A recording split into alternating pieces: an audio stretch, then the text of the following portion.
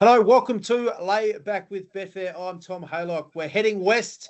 Two superstars join me over in the west. It's early morning over there. We chat to Terry Leighton and Daniel Cripps. How are you, Daniel? Very well, thanks, Tommy. Good to have me on, and yeah, it's also good to be back on the airways with Terry. It's been a while since the good old Wild West days. Yes, Terence, how are you, mate? Yeah, I'm well, Tommy. Always better for seeing you and seeing you as well, Cripper. And yeah, it's good to be back, and it's good for the light to be shining on WA Racing for a few weeks as well. Not just the racing. We've got a test match starting Friday as well. So it's all happening. Everything in WA is happening within the next couple of days. And then we head over. We've got 3 Group 1 meetings or a couple more. It's 3 Group 1s. The Gold Rush hasn't got, is that right, Cripps, still? I don't think the Gold Rush has got Group 1 status at this point in time. We just had the Group 2 Placid Arc on the weekend, obviously, where I don't think any horse out of that will ever win another race. Yeah, it's all happening. Cracking railway stakes, though, and this is a cracking card. So I'm looking forward to getting Cripper's opinion on a few horses as we go along too. What, Terry, you haven't backed Wind in the Line in the Winterbottom? No, mate, I wouldn't back Wind in a Line. Just either. I thought, sorry to go off topic here, Tommy, but I thought that a horse that went around yesterday, Catch Carter, was a better run than Wind in the Line at their previous starts, and it couldn't win midweek. So I reckon if you're looking at a form reference, I don't know if the Placid Arc's the one to go with going forward. There you go. Well, you guys have seen Layback with Betfair in the past. You know about the lay-bins. Expecting you both to come in hot. We'll start with the show. Cripper, I like yours off the agenda here. What do you got for us? Yeah, I'm going to go with the Fremantle Doctor. Well, anything involving Fremantle, actually, but especially the Freo Doctor, because this, which is for the Eastern Staters over there, it's the sea breeze in Perth, and it has been creating absolute havoc to start the Ascot season at the moment, especially last week.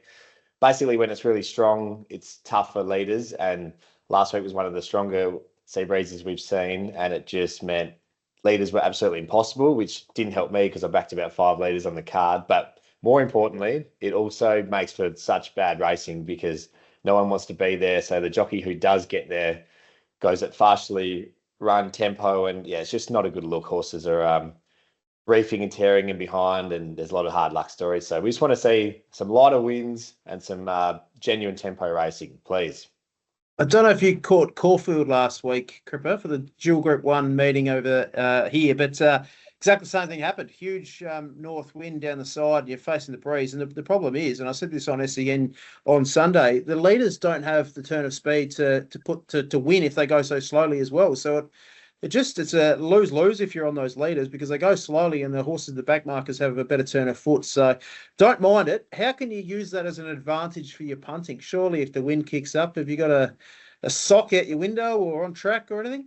Oh, well, the worst thing about last week is that the forecast actually didn't look too bad. Then I woke up Saturday morning and it completely changed. I thought, oh boy, we might be in for a tough day. But no, you just hit the nail on the head then about, leaders without a turn of foot. And you got to give hats off to Troy Turner in the last race on Saturday. And by then, to be honest, the wind might have died off a little bit, but he just thought, I'm not going to do what every other jockey's done all day. He owned the lead, went fast enough, and ended up bolting away. There you go. Terence, I know you're good for a few lay-bins and a winch. What do you got for us? No, I'm pretty mild-mannered, actually, quite usually. So it's pretty hard for me to come up with something. I'm thinking about putting Cripper in the lay bin now that he basically, if he can't do his speed maps and back every leader, then what's he going to do? He's lost his one wood, I think. But I was actually struggling to come up with something. So I messaged the missus a little while ago and I said... is she good for it, is she? Yeah, she's put you in the lay bin, surely. Can you think of something that upsets me? And within about 8 seconds, she goes, here's a list of things that have upset you in the last 24 hours. And it was literally that long. So, but look, I'm going to go with one of my old favorites in racing cliches, Tommy. The next time I hear a horse we better as a 3-year-old or a horse we better as a 5-year-old, or remember a year ago we heard an older boy trainer and he had his 7 or 8-year-old and he actually said it will be a better horse next year. Do you remember that one, Crip? I don't know the trainer you talk about, but I do remember someone saying like that. I won't mention the name, but dearie, racing needs some colour. Give me some colour. They generally do peak as a 9-year-old, don't they? Yeah, exactly right. Give me something exciting. That's what I'm asking for. So just the standard racing interviews are just getting a bit plain and boring for me. So give me some colour. We could have put Cripper's degree in behind him on the wall there in the lab in. What is it, Cripper? Yeah. What do you got for us? It's one of the more pointless degrees. Yeah, it's actually banking and finance, but similar to an arts degree, it's definitely not worth the paper that it's written on.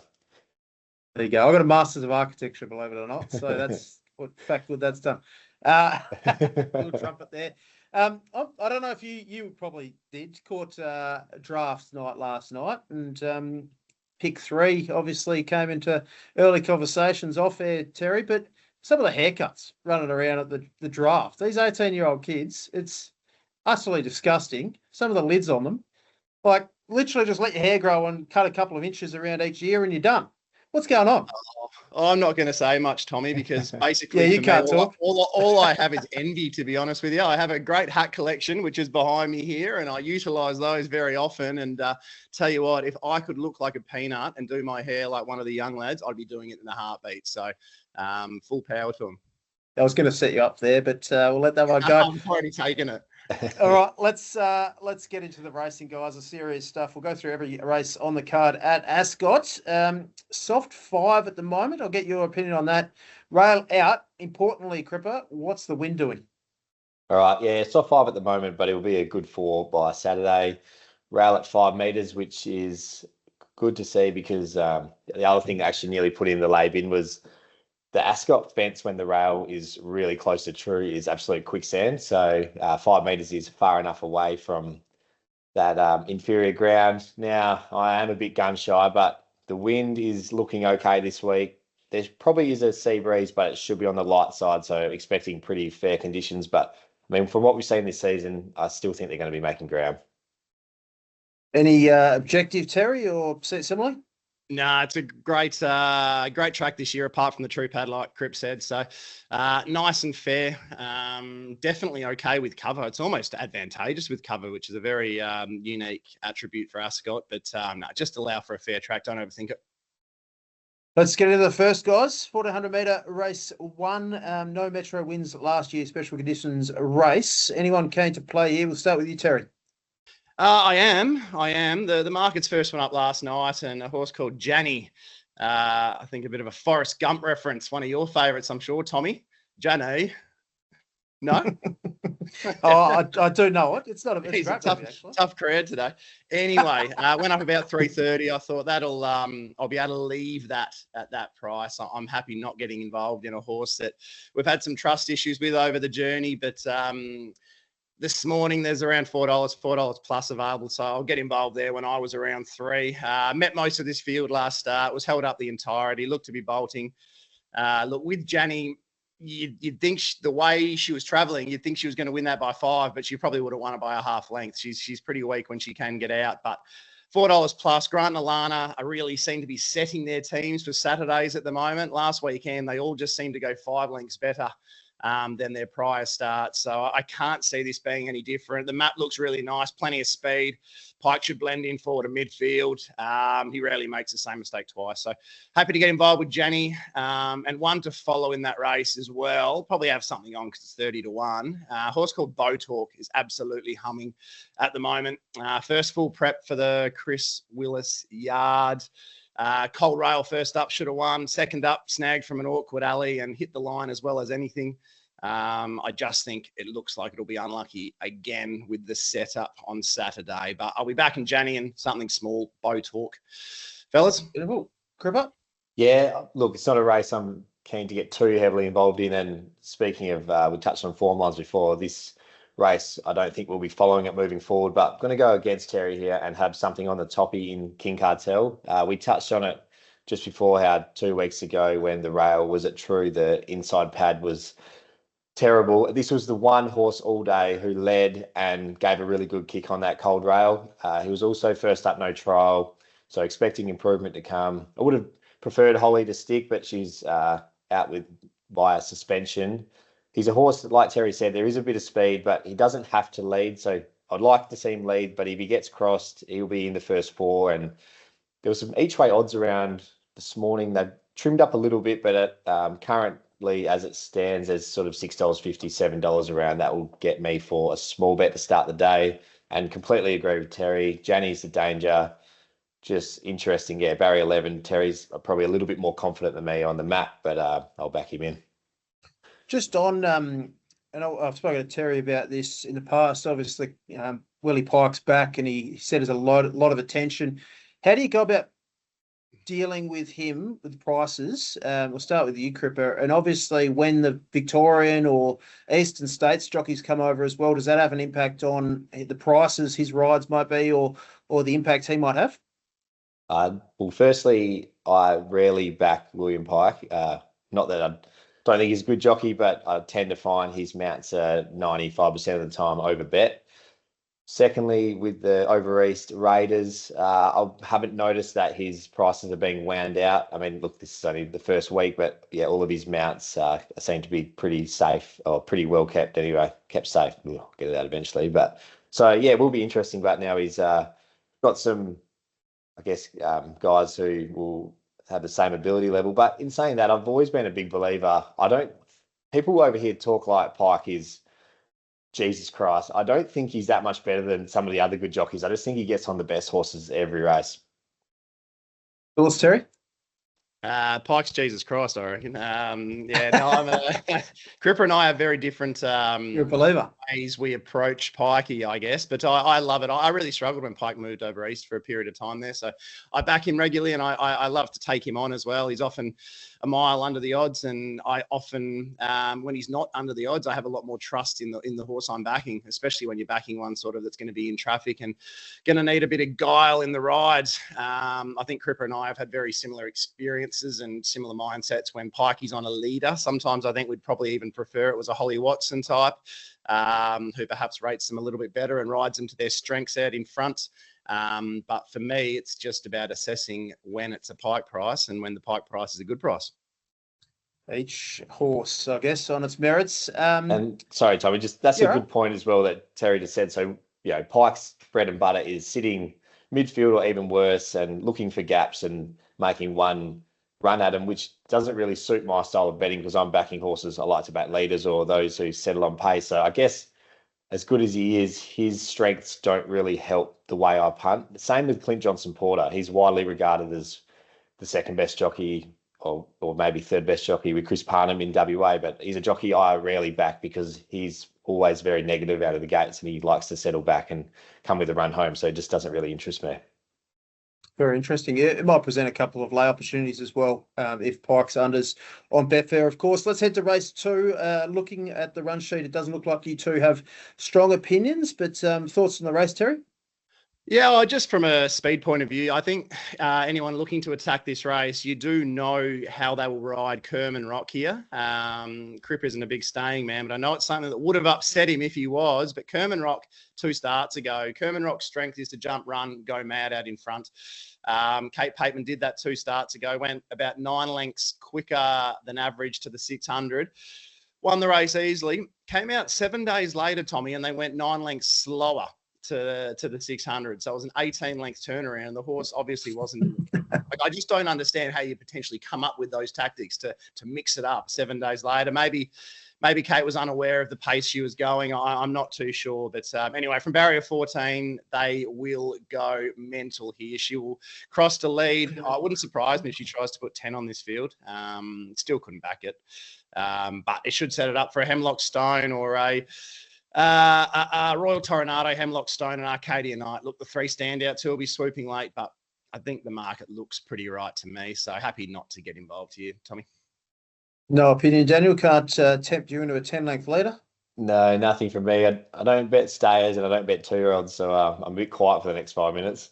All right, that's fine. We'll move on to the Magic Millions Crystal Slipper Stakes, 1,100 metres. Daniel's declared his hands. Any interest at all for you, Terry? No, none Too whatsoever. hard? Nah, too hard. Yeah, exactly. There was that much form to do. I didn't need to do form on 14 debutantes, Tommy, to be honest with you. So Talk & Co was that first up that I knew it would go up and be very hard to beat. So I'm very happy to stay out here and watch our next batch of superstars go around.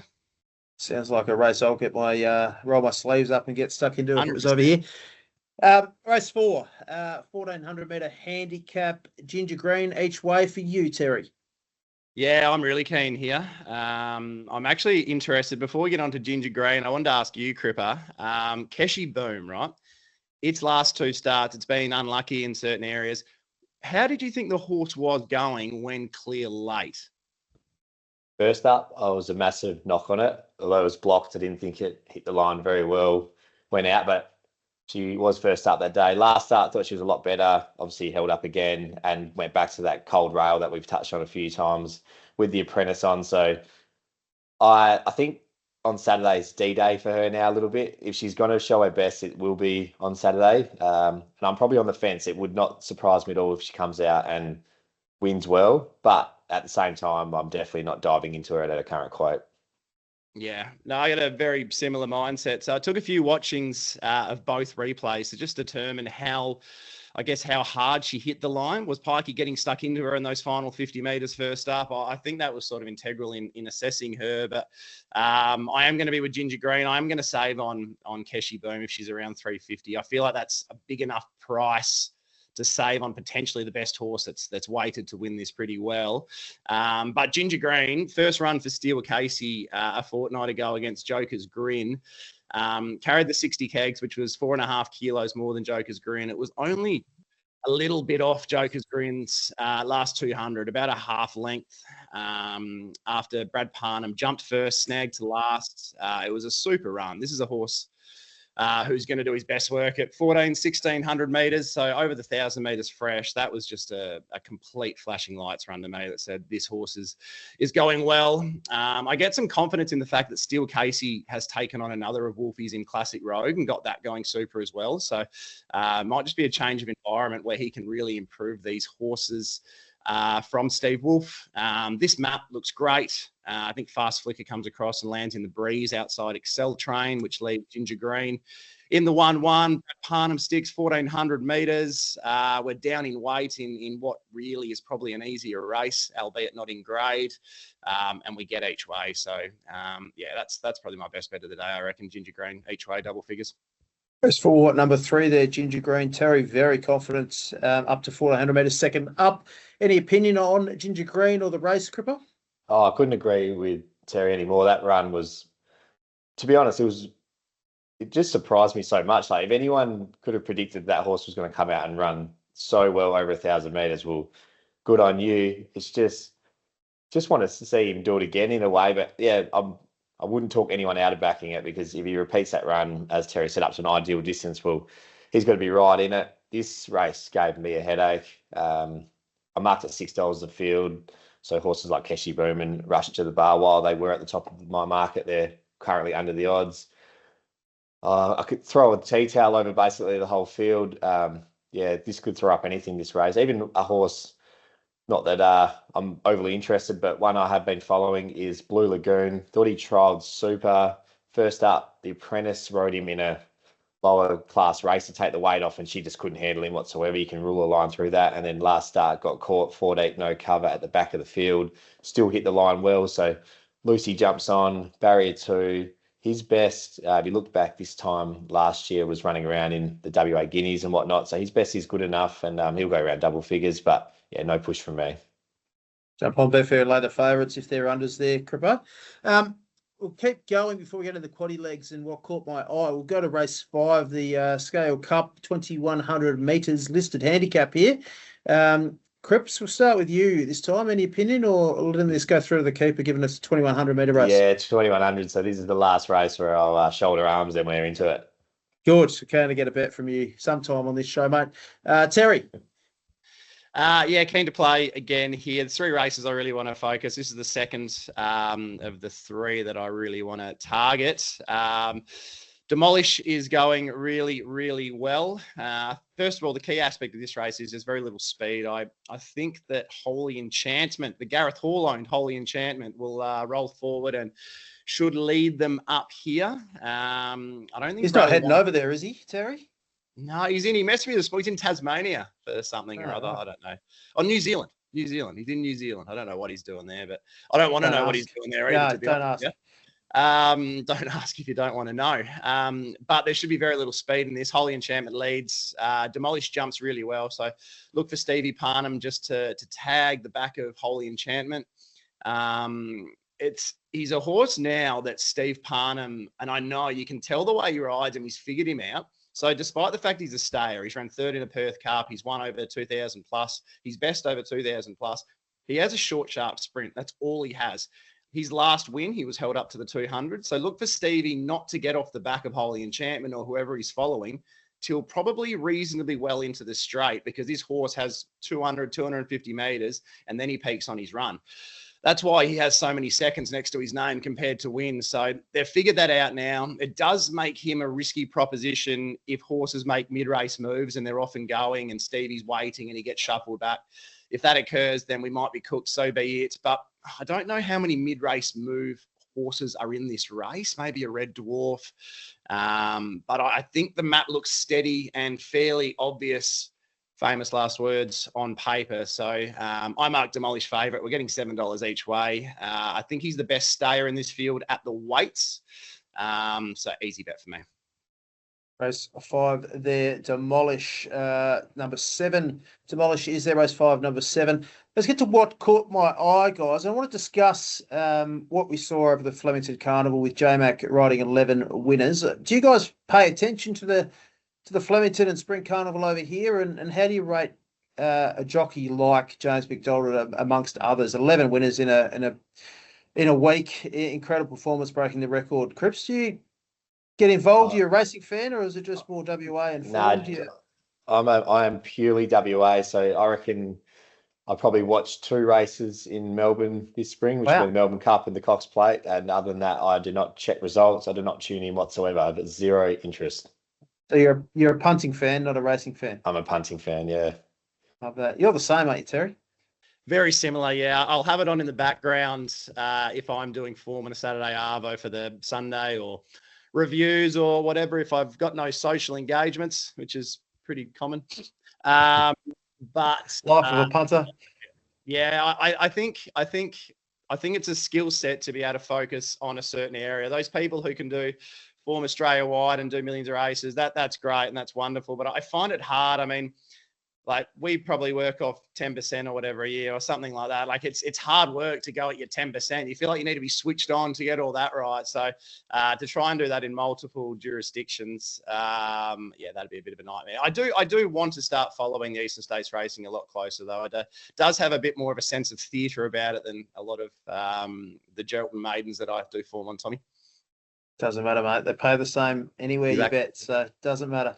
The other thing I want to mention in this segment is following tipsters. So Betfair have released a new feature on the app, and you can download the app if you don't have it. Follow Cripper and Terry over the Ascot Carnival or throughout, whatever they do. We'll get some tips in the app. You can sign up to notifications and get push notifications when their tips come in. Terry will get first 4 in the app for you shortly as well for your fans. We'll get some race previews, and it'll be exciting to follow these two excellent judges over the next few weeks in WA. So head over to the app, download the app, and follow Terry and Daniel there. Let's move on. Race 6, Carbine Club. First leg of the quaddie here, 1,400 metres listed, set weights and penalties race. Cripper, surely you got something for us now. No, I'm not going to tip anything here, but don't worry. It's the back end of the card's good. It's coming. Just be patient. But Terry, I'm actually going to ask you. A girlfriend in year 10 or 12, or just a lot of teasing here, Cripper. We should have stuck with just the two of us, Tommy. It's going to be worthwhile, don't worry. Terry, all the King's Men. Talk to me about that horse. Nothing? It's not a setback. No, I spoke to one of the owners yesterday. This is exactly what I wanted to hear. Yeah, off a setback, mate. It's had a virus. So there's no way you're putting a horse out for a month and then targeting a Carbine Club, are you? Something had to be amiss. So I'm sure the plan would have been a Peters, try and nick that and get to a railway or something. So, its last run was great. We all saw it. This field, yeah, it's open for something like that to win it. But I'm always risking horses. Unless I really, really like them, I'm always risking horses off setbacks. So it's an easy take on for me. Yeah, so I hadn't heard that it had a setback, but so I was just sort of sitting here. I'd had it favourite, but sort of like another race where I have $6 a field. Just its first. So this horse, Tommy, just a bit of background. Its best form is more than good enough for a race like this. It resumed off almost a 2-year let up and went around 50-1 naturally. It ran just as well as Rope Them In, who came out and won a Group 3 sprint race last weekend. But the big query for me was the months between runs. I was hoping someone would tell me whether it was by design or I had a setback, and that would sway me either way. So, to be honest, I'm actually pretty happy that you've told me that, Terry, because I didn't really want to get involved. Now I'm going to ask you about one more horse, Maricino. No. Nah, I saw the early money come for. I actually thought that's you. I bet you it's you. No. This horse. That's a guilty face. Maricino. I might have had something on it, but not a full bet. Maricino's best form would absolutely donkey lick this field. Yeah, 100%. This time last year, first up, got caught deep, got beaten a million lengths. Second up, straight to the front over 1400, and absolutely walked in. I just got a feeling if he could get to the front, I reckon he'd run a big race at sort of close to 30-1. But again, just don't have a great feel about it. Well, he was scratched a week ago, and I think the steward's report said inappetent, which I believe means he didn't want to eat. So I tell you what, if I ever go for a run and my runs aren't quite as good as Maricino's, and I'm not eating, I don't tend to go as well. So no, I 100% agree with you. The set weights and penalties conditions of this are right up Maricino and Valor Road's wheelhouse, I guess, in regards to how it all maps out. If it was a handicap, they'd be carrying 5-6 kilos more than the rest, and it's 1 or 2. So they're both really well in. I shouldn't knock Maricino that hard. I'm just trying to be difficult for entertainment's sake, I think. But just a horse that's been scratched a week ago with a clear issue. Plenty of speed on 2, but that's not something that will hurt Maricino. It's probably a far better horse rolling along at a good tempo. So, no, I won't knock Maricino too hard, but not one I can come out off a Have you not heard the saying, hungry dogs run faster? I haven't actually, no. Did you just make that up? Nah, it's an old hunting term. Anyway, talking of Valor Road, what do you make of his last run? Oh, I'm jury out. I thought coming into this I'd find Valor Road, to be honest, but I'm really jury out. So Valor Road, great in the eurythmic from the breeze, worked hard to get there, stuck on nicely, and then last start, while it didn't suit anything on speed, and he did beat Home Comfort Me, who's going to the railway at 20-1 or so. I don't know, Cripps. Blinkers off. I don't think this would have been the plan to go to a carbine. I reckon Gold Rush would have been the next start. So I just feel for the old boy, maybe the yard are going, where's he at? Are we as confident? And then I'm a little bit worried if he ends up on the back of Maricino, Massimo, Mood Swings. I think those horses are all pretty tired old horses that go quick. If they're stopping, for me, this race just looks set up for something to wallop them down the outside. So it's Yonga Lass or Aztec Ruler, but market's pretty right for me. I was low 3s, Yonga, and about $6 Aztec Ruler, which is basically what they are. So can't make up a bet at this point in time. Yeah, I know this is a Betfair show, but I just wanted to ask just some numbers. Obviously, you got it pretty open for a quaddie or something like that. If you got a few first fours or some numbers to throw at us. Well, after Terry's just ribbed me, then definitely throw Maricino in your quaddie. You have to have Maricino. That sounds like an easy bet.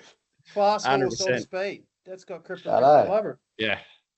Yeah, you probably just stand it out, actually. We probably don't need any more. I'm going to, if I'm doing a quaddie, I will do a quaddie. It's railway day. It'd be un-Australian, un-West Australian, not to. I'm going to target 3 off-speed runners. I'll go Yonga Lass, the 11, Aztec Ruler, 7, and a horse, whenever he wins, he's always the last one standing, which this race gives me that vibe, is River Rubicon, number 5. So they're the 3 I'd throw into my quaddie. Anything to add aside from Maricino? No, just Maricino. 3, 5, 7, 11 in the first leg of the quaddie there. Let's go. We better put this on, Cripps. Yeah, we will. We'll do this. We'll do a great one. We'll do this now, Cripper. It's your time. Here we go. To shine. WA Guineas, 1600 metre, Group 2, 3-year-old race, and you have filled out the run sheet with a tip.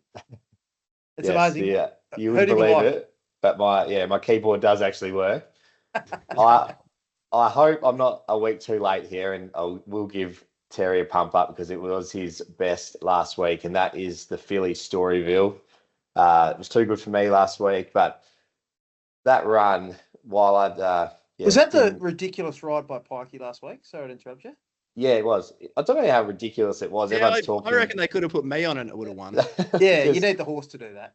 Basically, just stay on the fence and let everyone else get out of your way. But it's the fact that she got bumped out of the gates. This is one of the races I was talking about before, Tommy, where we saw some tempos that were absolutely dawdling, and she ended up settling last. And Terry, I don't know what you thought, but you must have been thinking at 600, geez, this looks sticky. And she went from looks like an impossible position to win to she ended up winning by 2 lengths, ease down. Just absolutely breathtaking win.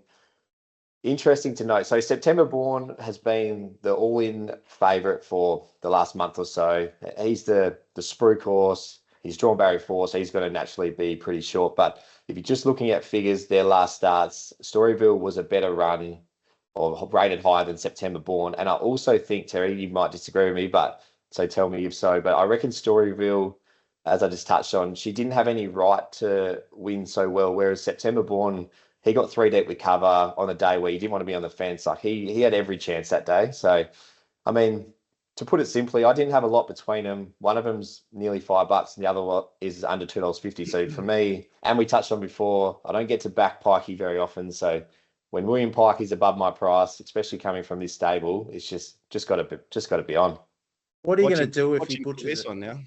Cripper? How's the state of mind if he doesn't get a run?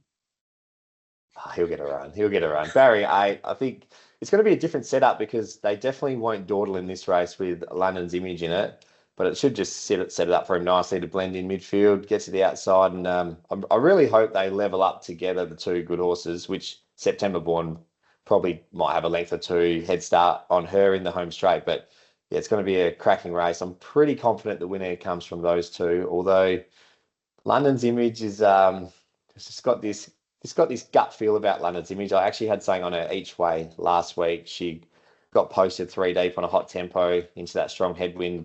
Amazing that she kept kicking to run second.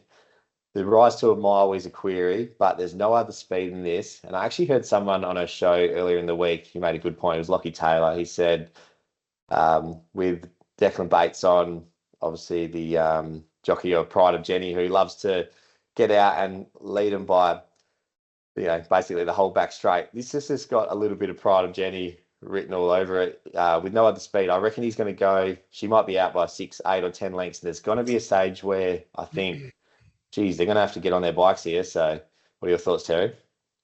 I agree with basically everything you said, Crip, which really disappoints me because, I love to disagree. So, no, I reckon that something I heard you say then, the all-in markets have had September Born sort of low 2s for quite a long time now. I think when they amalgamate and become a final field market, they feel like they need to follow through a little bit, if that makes sense. So Storyville was $10 or $8 or whatever. And the final, I think on opening across all agencies, Storyville final field was still close to $8. So it takes a little bit for the markets to realize, hang on, something major has happened a week ago. A horse has announced itself, arguably a better run than September Born. I'm with you. I think it was a better run than September Born, but very different types of horses.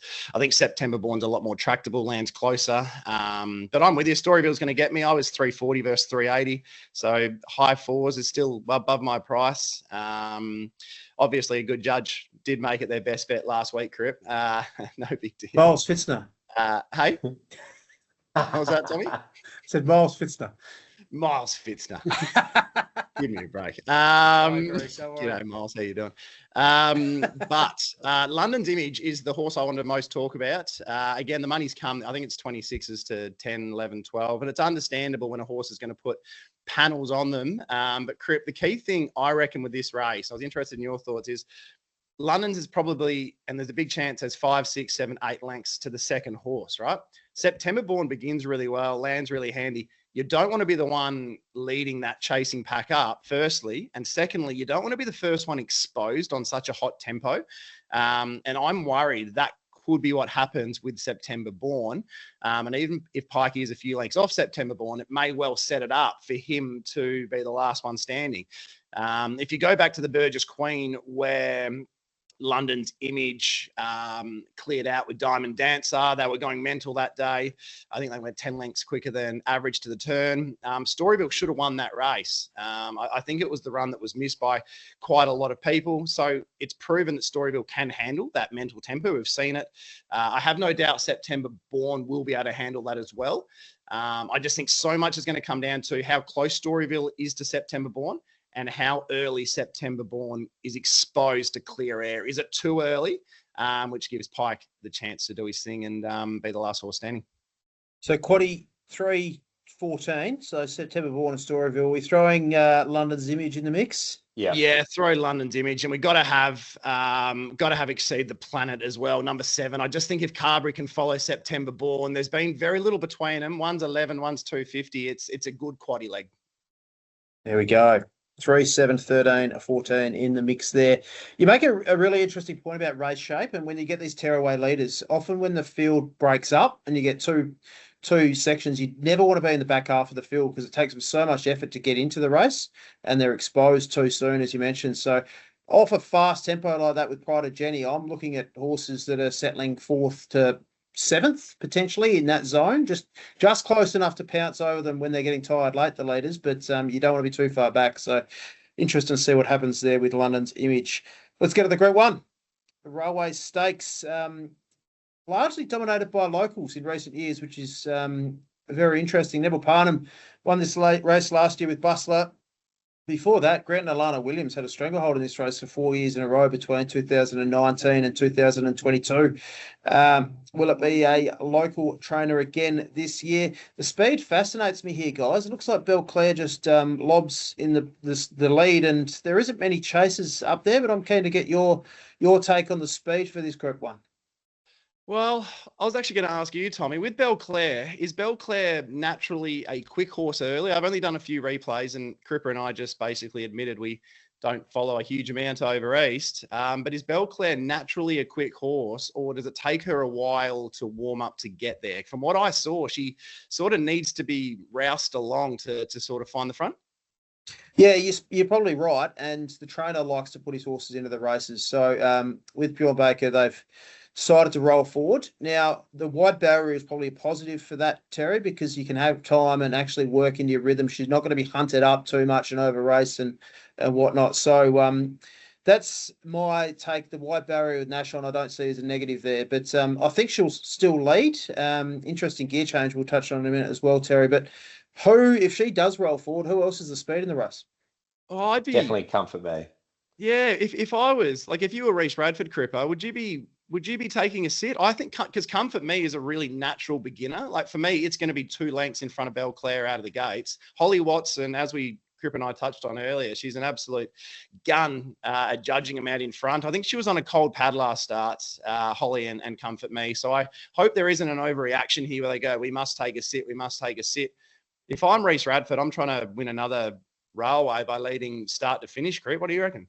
100%. Like, you talk about overreaction, but on the flip side, Comfort Me hadn't won a race for over 2 years, and he did that by leading. So you've got the state's best leading front running hoop on board. I really hope they don't just hand it up to some raider and give it to him cheap. I'd be leading it, not at all costs, but I'd definitely be going in with the intention to lead and make that Belclair sit outside you. Yep, 100%. There we go. What do we make of it, Terry? Keep going. Oh, I was just going to ask you, the synthetic hoof filler. Got to make sure you say that correctly, Tommy. Otherwise, you can end up in trouble. But the synthetic hoof filler, that can't be good. No, you'd suggest not. But I was speaking to a couple of trainers over here, and Reece Goodwin, who sits on this side of the fence as well with gear changes. Could she even be better? Could she have won those 2 races with potential hoof issues and now going to improve on the back of that? Obviously, we're expecting a firm track. It might just be probably a gear change to look after her, and she could potentially improve again. They might have found an issue with her. That's an interesting way to look at it. I don't know how you feel about those gear changes. It's never good when you're identifying horses with foot issues, but her record on top of the ground is simply superb. So she's won 11 from 21. That's the key to her. She gets that. I'm being a bit kinder. It's not bar plates or anything like that with that gear change, but what's your take? Oh, it's never. I can never see it as a positive. I love how you've given it a potential positive swing there, but I struggle to sort of have it as a positive. Couple that with the fact she travels. Couple that with the fact she carries top weight in a handicap, which traditionally suits those who sneak in on the minimum. Add to the fact that Cripper and I both think she should be breezing and not leading. It's very hard to sit in the Ascot breeze. So look, I Sounds like a lay, Terry. Money, yeah. Look, if I had to come up with one horse on the card who to me looked well under the odds with the setup that I can see, again, that's with limited Eastern States exposure. So take that as you will. But he's the horse that probably comes up the biggest unders, I think, on the card for me. But yeah, I'm not that game to say I want to lay her, take her on, blah, blah, blah, because I don't follow the Eastern States form all that closely. But, geez, you're going to have to be seriously good to carry 4.5 kilos more than a lot of these, 2 kilos more than light infantryman, sit in the breeze with the hoof filler in and win at the Ascot Mile at your first attempt. Like it's tough. I totally agree with you. She's won over a mile. She won a Group 1 in New Zealand on a good track, obviously, over the mile. But you make some great points, and I think she's short enough on my stuff. And I've light infantryman and her come through an almost identical rating last start. I love the barrier and the setup for infantryman. Just that stable inside barriers, it just sets up perfectly for that horse. So I've got him ahead of Belclair for all the reasons you outlined. But what are your thoughts, Cripper? So, look, as you know, I don't follow any over racing. I have never, ever heard of any of these raiders until probably yesterday because I don't bet futures either. So, look, and I didn't even watch many replays. So all I'm going off is the data. One thing I had noticed from a ratings point of view was a lot of these horses, their last start figures is really strong. It's a rating that could definitely win a race like the Railway, but it was almost a bit of a flash in the pan. Like they'd been running sort of 2 or 3 lengths below that, and then they've come out and hit this spike. And so I'm just intrigued. Normally the way I do form, when I see a horse have a spike, I then query whether they can get there again, especially the horse Light Infantryman. Look, his last start figure was, if he repeats that, he'll probably win the race. But before then, I know he's got good figures from overseas, but his time in Australia, he hadn't gone to anywhere near that level. So if he does it again, good on him. He's probably got the Railway Stakes that he's keeping, but I'm going to take all of the raiders on, mainly because I don't know much about them. Just on Light Infantryman and that rating, go and watch that Crystal Mile run at Moonee Valley 2 back, put on its head, trying to make a run along the inside and almost fell. I backed him and I expected him to get to those levels. He's a horse that, last start, he's a horse that's always had the potential and the ability. And you mentioned he's done it overseas. It was just circumstances and a few things against. He needed time here in Australia. He didn't settle well. He's starting to hit his straps, which is what I like. I think he wins that Crystal Mile or goes very close and produces a similar rating to last start.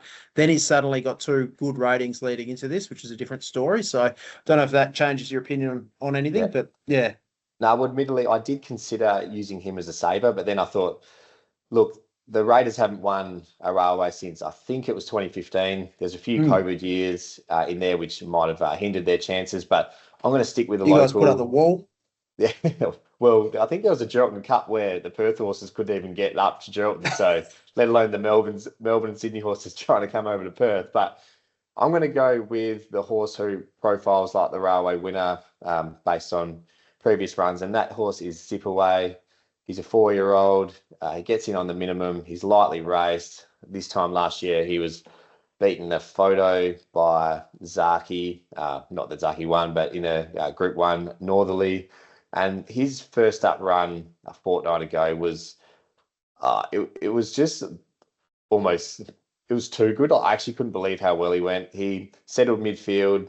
He got blocked really badly at the top of the straight. He then went back to the inside, which was the day you just didn't want to be anywhere near that fence. And then he got chopped out a little bit again and then weaved, and he went through the line. He was going as good as anything.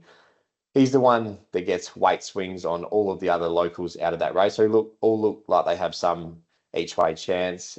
Steve Parnham jumps back on, which is a nice jockey change. Steve Parnham's he's a funny jockey. This isn't being condescending, but probably for 11 months of the year would call him a B grade jockey. He's a rung below your Pikes, your CJPs, your Chris Parnhams, and then he gets to carnival time, and all of a sudden he turns into James McDonald. Like I think JMac. There's a few of them. Don't worry. I think JMac will get here on Saturday and go, geez, is that a doppelganger? Or so yeah, there's two JMacs riding in this year's railway. He's just he never seems to miss out when he's on a good chance in a big race. So drawn a little bit sticky. He'll probably come into barrier 10 after the emergencies. He just looks a great each way bet. And yeah, like I said, I was thinking about playing Zip Away, saving Light Infantry Man, but instead I'm just going to play Zip Away each way. How old is the jockey there, Barnum? Stevie, or early 30s? Yeah, he's the oldest of the three. He'd be early to mid 30s. He sounds too young to. He looks 22. Very, very smooth skin. Looks after himself. Right, like Craig. And I'll tell you what, I think he's an A grader 12 months of the year, Crip. Do you? Don't do me like that. 100%. There's nothing wrong with being a B grader. I'm a C grader, so you get used to it. There are a few jockeys like that. It's usually the older brigade that don't necessarily try as hard as they do when they get to, like Kerry McAvoy, perfect example, just shows up when it's Everest time. Hugh Byman was the same in I don't Sydney. think it's a lack of effort. It's just he just seems when it's these races, he's just dialed in. And look, it's a small sample size because we only have a few Group 1s a year, but he's won a lot of big races in the last big game decade. player. He is. I think he just handles pressure well as well. A lot of other jockeys might panic. He's probably the most studied of all the jockeys. He does his speed maps. He knows how the race is likely to unfold. And I think he just handles the pressure. Like some people might get going a bit early or do this and that. But he just handles the pressure well. Who are you with, Terry? Group 1. I'm with you both, actually. I was very similar to Crip in regards to it was Zip Away each way or backing both of them. But we'll start on Light Infantry Man. I'm basically going the best from the west and the best from the east. And I think both prices are more than enough to just have a flat Dutch. I'll probably make Zip Away my better result considering it's the bigger price comfortably. But just on Light Infantry Man, Tommy, the run that sold me doing my replays was going back and watching, and I know it's 2 years ago now, the 2022 Golden Eagle. I thought testing my memory here, mate. Testing my memory. Yeah, it was. I thought it was his first WA appearance. He made a fleeting one-off. I thought the run was huge that day. I just looking at our locals, our two major lead-up races are the Listia. The Listia was won by Casino 17, who's heading towards a Perth Cup. That was a very unexpected win, and you sort of go, geez, how are our locals going? And the other one was won by Super Smink, a really nice win. But the second and third horses, Aztec Ruler and Love and War, came out in the Peters last week, and they went okay. But I mean, it's a real concern for what's in our backyard. I'm fully with Crip. Zip Away was the horse that should have won the Listia. Cold Rail, everything Crip said was bang on.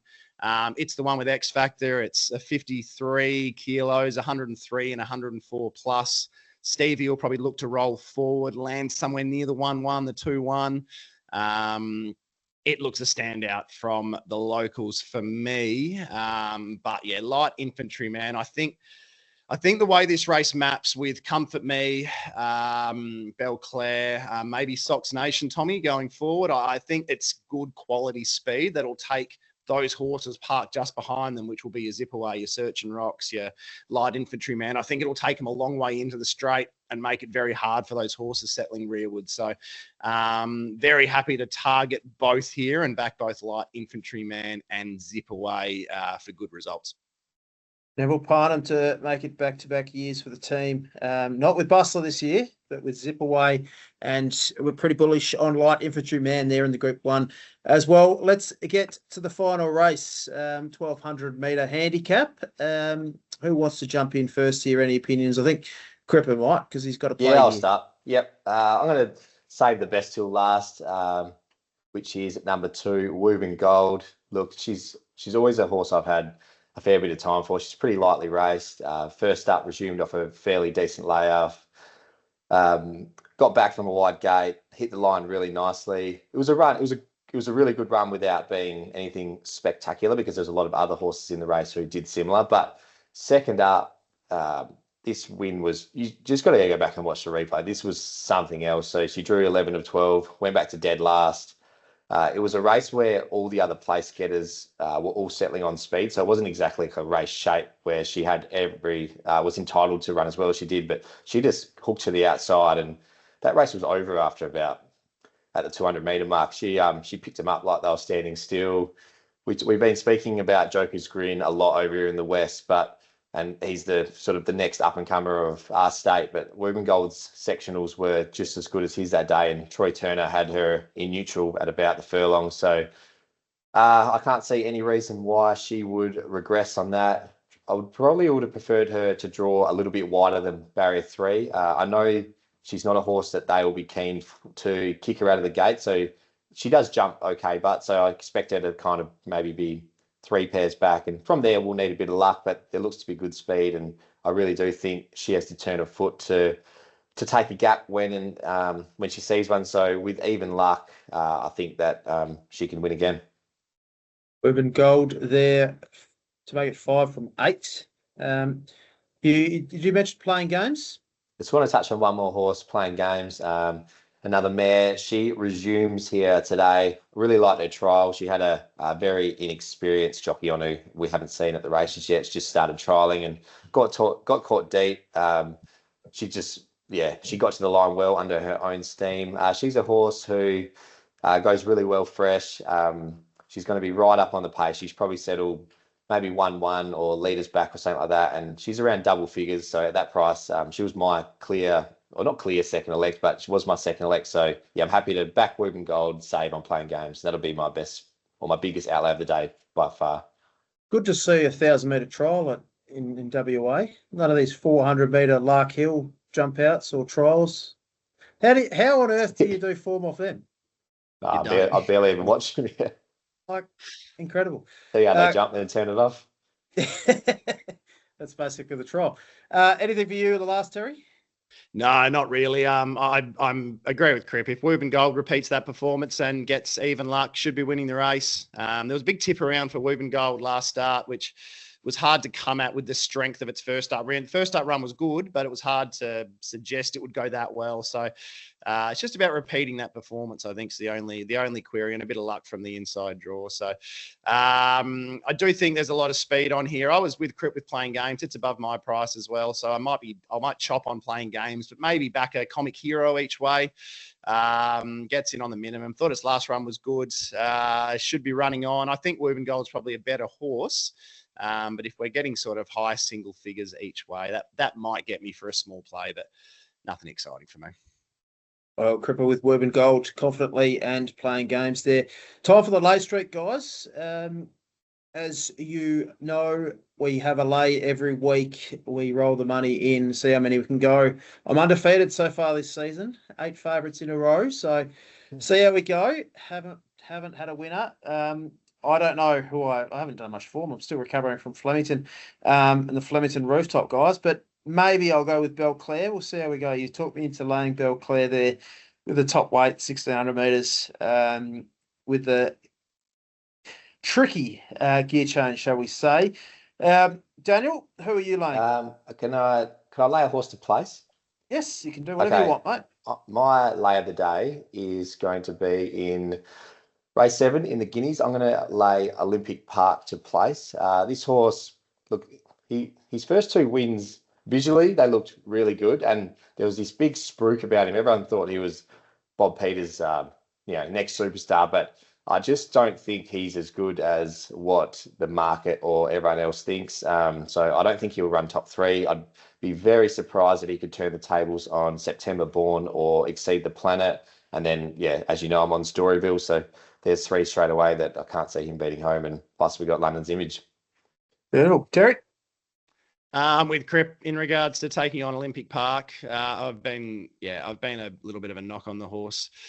Not a knock, just comparative to the market, I guess. I think those maiden win and its graduation win probably made it look a little bit better than it was. But Belclair, I guess, Tommy. We'll go with the feature race. It's currently favourite. I've got it a clear 3rd or 4th elect. So, we'll go with Belclair, but not with supreme confidence. It's all right. If it was not trained by Bill Baker, who brings him here and gets it around well consistently, I'd be more confident. But yeah, I'll go with you there with Belclair. Best bets, Terry, keep going. Race number 4, I really like Ginger Green, as I've marked it very close to Keshi Boom. So we're getting $10 or something around double figures each way. We may even get longer by jump, to be honest with you. It's a 7 or 8 year old, 6, 7 or 8 year old, Steel Casey. It's not a horse that profiles like it's going to be extremely well backed. So we should get double figures throughout. So Ginger Green each way, race 4. 4 Ginger Green there for Terry each way. Cripper, you're heading to the last race? Yeah, going to go the lucky last. Reuben Gold, I honestly do think this time in 12 months we might be speaking of her, but in some much better races. And in the same race, we'll save on the 14 playing games. But just because it's the feature, also really looking forward to having a good size each way bet on Zip Away. Beautiful. Gents, it's been a pleasure. What have we got next week? Winterbottom next week. Winterbottom, and then the Northerly. And then we'll finish with the Gold Rush. So yeah, 4 to go. Beautiful. 3 after this week. Hopefully I'll stick around and do this for another 3 weeks and we'll see how we're going. Been an absolute pleasure, guys. Find plenty of winners. You can find these experts on the Betfair app. Click them, follow, get their notifications when their tips go in the app as well. Thanks for joining us on Layback with Betfair.